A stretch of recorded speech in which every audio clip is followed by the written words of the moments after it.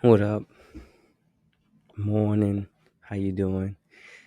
I hope everyone's week was as good as mine was, and that we had some time to reflect and grow and build on last week. And just wanted to drop by again um, and express gratitude, love, peace, like spreading joy.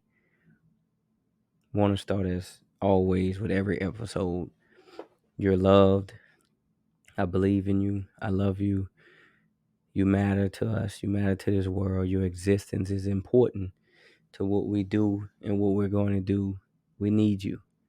Um, Hopefully, this helps you. Hopefully, this encourages you. Hopefully, this helps you grow. Uh, and then you understand and realize how unique you are, that you're fearfully and wonderfully made, perfectly crafted to live your life.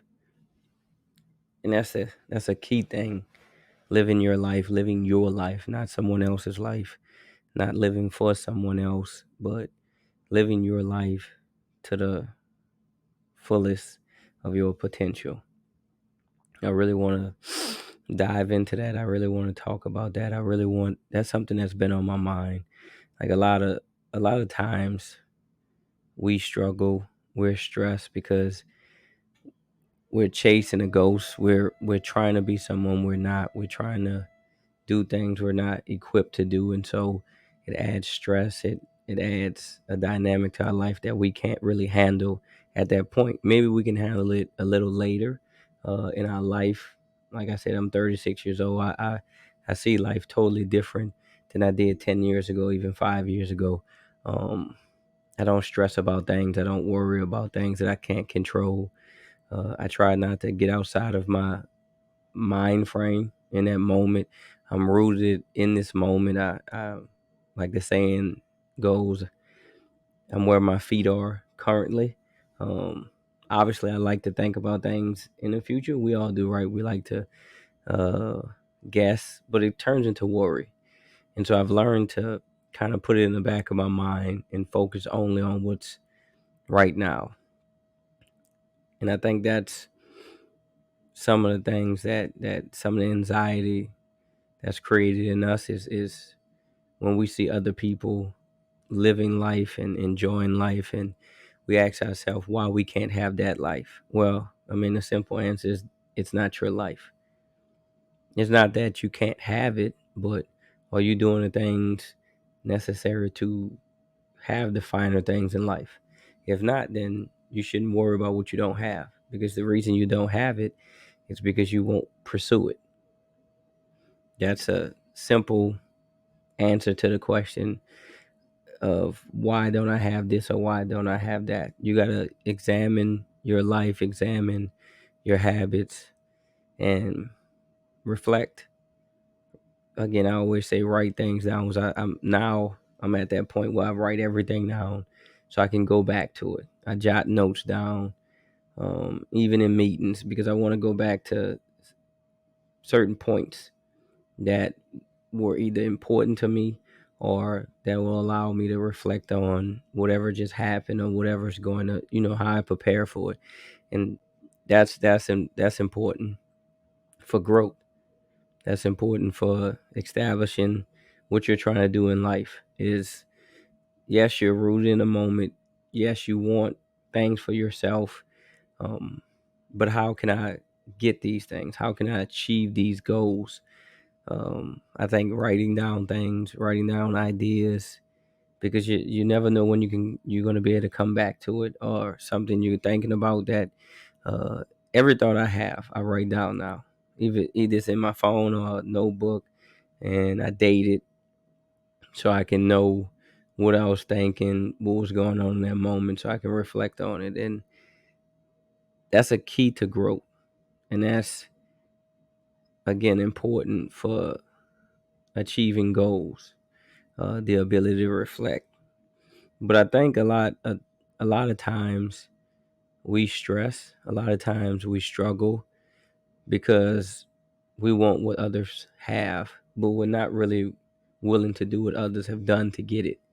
And so we see nice cars, we see nice houses, we see nice things, clothes, shoes, jewelry, and we want that. But we really just want those things. We don't really want that lifestyle. We just want those things in that moment. And that's immature because we don't know what they did for that. And we don't know what they're currently going through. Is a lot of people can fake it. A lot of people can wear nice stuff, and on the inside, underneath all that, they're struggling, they're stressed, and we just see the outside appearance. We just see the glamour, the glitz. We don't see the struggles. We don't see the strain. We don't see the sweat, the blood, the tears that they got for that. And if you got to be careful, because if you're not willing to do everything they did to get what they got, it's not even gonna mean anything to you anyway, and you won't make it. You won't accept it. You won't receive it, because their life is their life and yours is yours. What they have is for them. What you have is for you. I think it's more important to look in the mirror. I think it's more important to reflect. I think it's more important to set goals that you can achieve and not try to do things that other people are doing because it looks nice. Because I think that's empty. You're chasing the win. Like it's not for you. And that's, look, it's nothing wrong with wanting the finer things in life. I'm not saying that. What I'm saying is it's a huge problem wanting what someone else has when you don't know what they did to get it. Now, if you know their whole story, you know everything they've been through, you know everything they're doing to receive what they have, still, it's not your life. You have to live your own life. You have to create your own path. You have to forge your own destiny. You're like, we're all here uniquely and perfectly placed at the right time. Like, I wasn't born in 1940. I wasn't born in 1960 because that wasn't my time. I'm in the right time. I'm in the right space. I'm in the right place to achieve everything that I want. I just have to find the way to do it. I have to make time to do it. I have to carve out my own niche. Like, I have to create my own way. But I have all the tools. I was given those tools at birth. Everything you have to succeed was already given to you. It's not on the outside of you. It's not something you got to go buy. It's not something, like, it's already in you. Like, that song you're supposed to write, you have the ability to write songs. You have it. You have the ability to sing. You have it. You have the ability to dance. You have it. You have it right now. But you have to refine it, and that's what sometimes it takes people 8 years. Maybe it takes them 12. Maybe something takes them 20. Some people don't achieve their greatness until they're in their 40s and 50s. That's on us. That's entirely on self. No one else. Because the gift was given to you at birth. The plan was laid out. You just have to walk that path. And again, some people choose a different path. Some people go in a different direction, and it takes them a little longer. But that gift was always there. Like, I believe I have the gift. Some people say the gift of gab. I think sometimes that can be a negative. Um, but I could have been a used car salesman. I could have been a lawyer, uh, a debater. I could have been anything. I chose the career path I'm in right now, not because of financial gain, but because I had an opportunity to make a difference, and I still have an opportunity to make a difference in people that come from where I come from.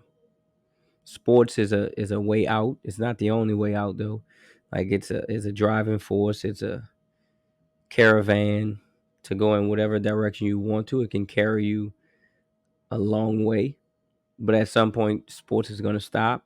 Actually, playing is going to stop, and then you can have different career and avenues and paths after that. You can go into sports broadcasting, commentating, writing. Like, you can do a lot of things once you make those connections. Once you build a network through sports, and so that was important to me. I didn't play beyond my 11th grade year because of Hurricane Katrina, which I look back now was a great part of my life because it for the first time ever I experienced adversity.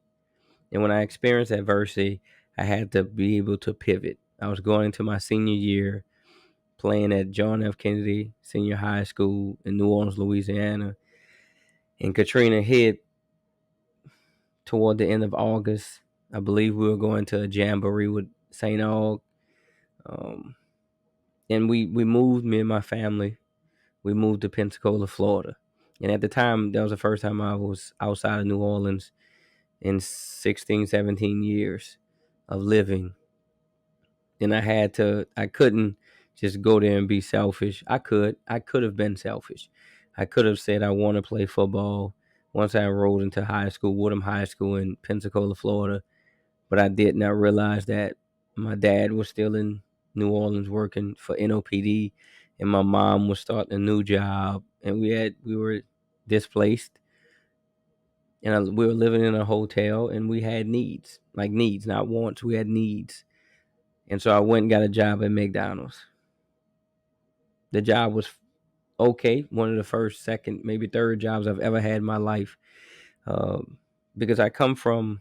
I never want to say I come from a struggle, but we didn't always have everything we wanted. We had everything we needed because my mother and my father worked their butts off. That's the truth. And sometimes they would go without, so me and my siblings would have what we needed. But as a young male, I wanted things. And so, but I also wanted to help my mom, help my dad. He would travel every Sunday for church, the 3.5 hours to Pensacola from New Orleans, because being in the moment, being there for us was important. Like that was important to him. No matter what he did in the city of New Orleans for the city, he did for his family, and that instilled something in me about hard work that remains in me right now. And so the point of living your life, right? The point of walking your own path. Like I started to work at McDonald's, and it was different people that I've never been around in my life, and it was a different culture I wasn't used to. But the things my parents instilled in me was still there. And then I went from McDonald's to working at IHOP. First time really working in the kitchen, which I fell in love with. But I believed, and I still do to this day, like my purpose was being around people and my ability to relate at any point. I could walk in any room. I believe that I could walk in any room and either turn that room upside down or bring everyone together. I just I think that's my gift, the relatability. Well, it doesn't matter who it is. And so but at that point in my life, I wanted to be in culinary arts. I love cooking. Obviously, I love eating. Um, and so when we came back, I went to UNO in New Orleans, started working in kitchens, the Windsor Court Hotel, fine dining hotel, worked in a Ritz Carlton, worked on bourbon, worked on Decatur and multiple restaurants. And I just never realized why that didn't work out, why I always had a slip up, a mishap, an argument, a disagreement. I just went from, if you work in New Orleans in the culinary industry, you can always find a job. If you can cook, you can cut, you can flip burgers. It doesn't matter. You're gonna find a job somewhere in culinary arts because of the city. And I would always find a job, and I would always get into it with someone. I was 17, 18 years old. I said before, making about $20 an hour, which is great money, living on my own. Um, but I wasn't fulfilled. I wasn't. There was something missing. There was always something missing. Again, I wasn't good in sports, but sports allowed me to create a different avenue to reach multiple people.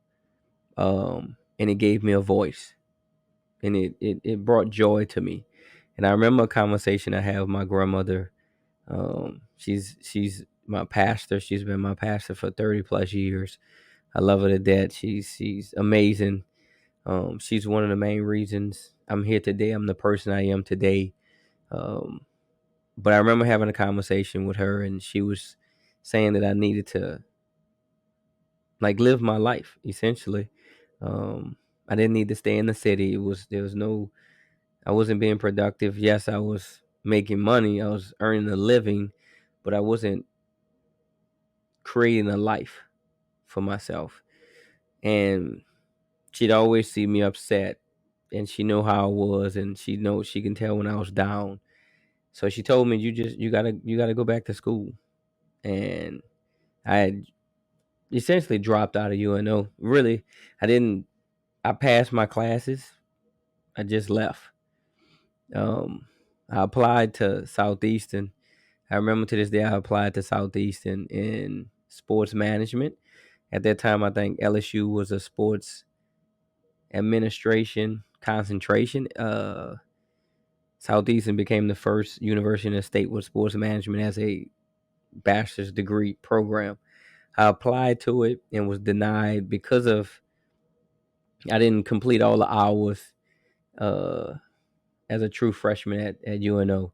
I did have the GPA, I just didn't have the necessary hours, and because I didn't have the necessary 12 hours, I think it was, I still was considered a freshman, incoming freshman, and they had to use my transcript from high school where I graduated in Florida, and they didn't have the same requirements to graduate. I was missing a math, and like I wanted to give up. And I remember talking to my grandmother again, and she was just like try again. And I'm like, well, like these are the requirements. Like they're not gonna. And so there, I found a way that they had an alternative certification, alternative means of applying. And I reached out. I sent the email to a committee because I was pretty much displaced because of hurricane. I didn't leave Louisiana um, on my own. I was essentially forced out because of the natural disaster. And so I remember writing an email and sending it to the former president. This was 2008, former president of Southeastern, who became the president of Louisiana school systems, uh, Randy Moffett. I believe that's his name, Randy Moffett, and sent that to him. And I think that was his last, if I'm not mistaken, that was his last semester or last year being at Southeastern. He was leaving to go become the president of Louisiana school system. And I wrote the email, and to this day I still remember the email, stating everything in it and saying that if you go give me a chance, I'll be the best student ever. Um, Part of the stipulation of me being accepted is I had to maintain a 3.0 every semester, and I had to pass a certain amount of hours. If not, I will be on probation, and then if I didn't do it another semester, I would be put out. And it was a challenge because I was moving away, but the preparation and the adversity of moving to Pensacola kind of allowed me. I was just moving maybe 45 minutes to Hammond from New Orleans, 45, 50 minutes. Living in a dorm, I'd been around my family my entire life. For the first time I was outside of that. But what I'm trying to get at is that decision, right? That conversation with my grandmother changed my life because she wanted me to forge my own path. She didn't want me to be like the rest of my family and live my life for them and just be like everyone else in my family. It's no negative. Like my family is very successful. Everyone in my family, they're doing their thing. They're doing what they want to do. But she wanted me to get out, to get away, because she saw what was going to happen. She saw either the future. She saw like I would probably still be working in culinary arts right now, probably maybe a chef, but I'd have still been in the city of New Orleans. I'd have still been around the same people I grew up with, the same minds that I grew up with that just wasn't thinking outside the box. Um, and she wanted more for me. She at least wanted me to try. She wanted me to try my hand on new things and just forge my own path. And I thank her for that because it went from me going to Southeast and graduating in 3.5 years to working for the New Orleans Pelicans in sports, working for the Los Angeles Rams in football, winning the Super Bowl in 2022, working here at LSU. Like it's created opportunities for me because I chose a different path, because I chose to live my own life, because I chose to do my own thing. I didn't hang around my friends. The craziest thing is most of them I don't even know or even communicate or stay in touch with now. It's not there's nothing wrong with that. It's nothing they did, but I outgrew them. And from time to time, I go into the city. I'll see people I know, or on social media, I see people I know, and it's all love. There's no negativity. It's nothing bad. It's just sometimes you got to get outside of that box. You got to get outside that thought process that you grew up in. Like, I never want to say anybody's small minded. I don't believe in that. Like, everybody has a different path. No one's better than anyone. You'll rarely, if ever, hear me say even a word better. I'd rather say improve, because I don't want to compare anyone to anyone. I don't want to compare anything to anything. I don't want to compare yesterday to today. It's a new day. It's different obstacles. It's different things you're gonna deal with. So nothing's the same. So I don't say better because I don't compare anything. Like, it's just a new opportunity, and it's a new day to improve. So it's continuous improvement. It's not a comparison. And so everyone's life is different. So it's hard to compare. I had a better life than this person, because it's nothing's the same. So I can't compare. You can only compare apples to apples. You can't compare apples to oranges. You can try, but it's not equal. And so because it's not equal, it's not fair to compare it. So I don't do that. I live my life to the best of my abilities. I'm not trying to be better than someone else that does the same thing in my profession. I don't care, because it stresses you out. It creates anxiety. It brings about unnecessary stress, because you can't live their life and they can't live yours. You can't have the exact same thing they have. You can probably buy the car they drive. It's not the same car. It's a different car. Probably costs a little different. Your credit probably not like theirs, so you pay a little more interest. It's not going to be the same. You're going to create problems for yourself that you don't want, trying to chase someone else's dream. Live your own life, create your own path, live your own dreams. That's you're here for a reason, an intended purpose, and you have to seek that out. You have to find out what you're really good at and walk in that direction. That's all I really have on it. Like, that's it. Like, create your own ripple. Don't, like, yes, there are people that are doing or have done what you're doing, and you can read about it, you can study it, but do it your own way. Add your own wrinkle to it. Don't do it the exact same way, because you're not going to get the same results, and what's going to happen is you're going to question why you don't. Sometimes God gives others more. Like, I can go and shoot basketballs all day and practice all day. I'm not gonna be able to shoot like Steph. I'm not Steph. I can have the highest jumps in the world, the highest ups. I'm not gonna dunk a basketball like LeBron. He has a little more than me. Is that fair? Life isn't fair. Like, he's 6'9". I'm 5'8", 5'9". It is what it is. Like, but I can be the LeBron of my own life. I can be Sherman Wilson. Like, that's all that matters, is that I'm who I want to be. I don't have to be Denzel Washington. I don't have to be Dave Chappelle. I don't have to be Will Smith. I don't have to be Nick Saban. I don't have to be Mike Krzyzewski. I don't have to be none of these people. I just have to be me. But trying to be someone else or trying to do what others are doing is gonna become overwhelming. And then you won't enjoy your own life. Like, I'm here to enjoy life, but more importantly, I'm here to create a life. I'm here to create a path. I'm here to make a name for myself, because I was born to do that.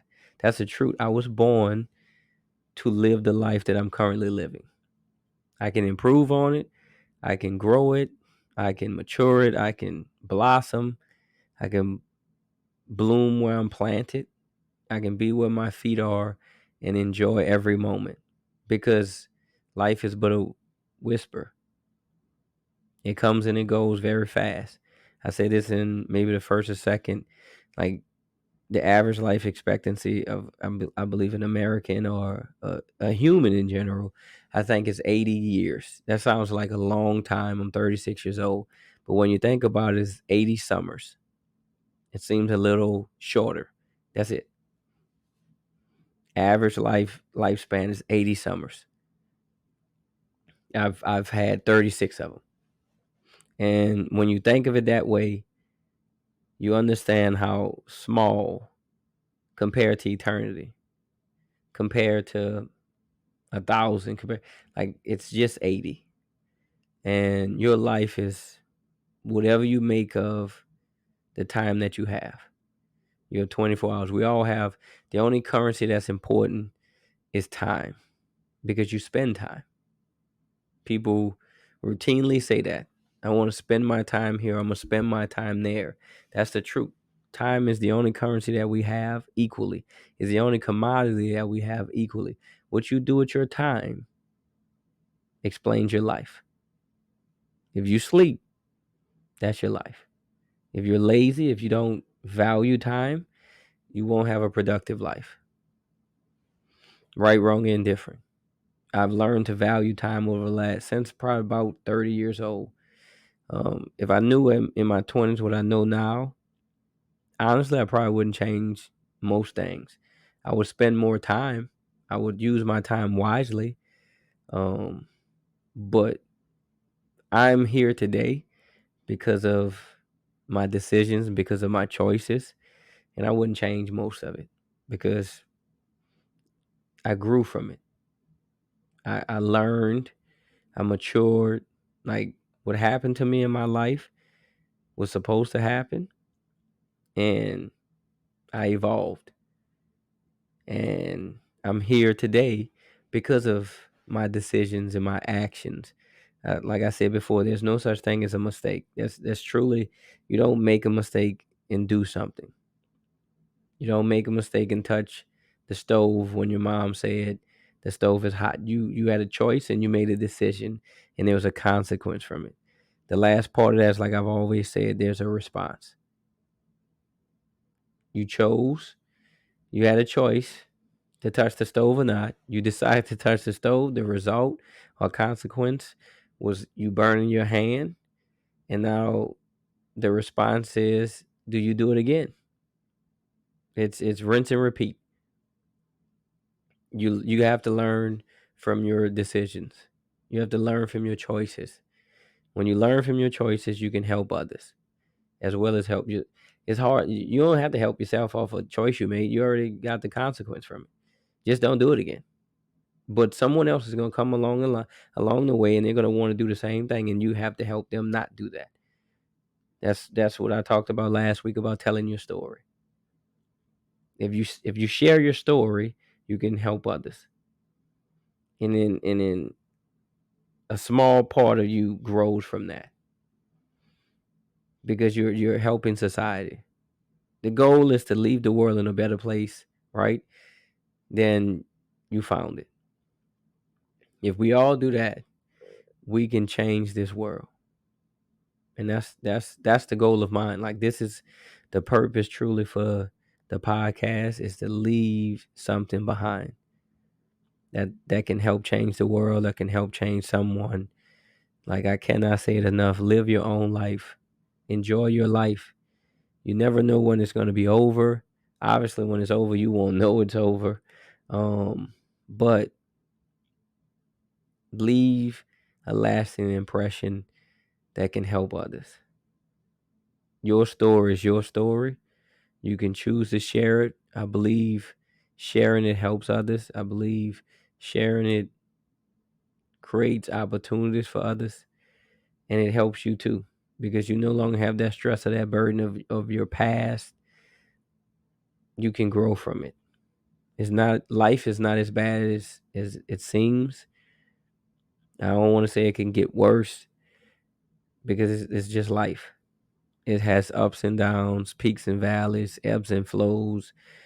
But what you put into this world will always return. That's that's life. But Everything you go through, you're built for it. Nothing, you're uniquely made to survive and thrive every day. If you wake up, there's a plan for you today. And so attack it, live it, enjoy it, make the right decisions, learn from the wrong decisions, and grow from it. I love y'all. I appreciate y'all. It's gonna be another great week. I can feel it. I cannot wait to hear y'all's story. I'll keep telling my story. We're gonna be okay. This world will improve because of us, because of our decisions. I love y'all. Y'all be blessed.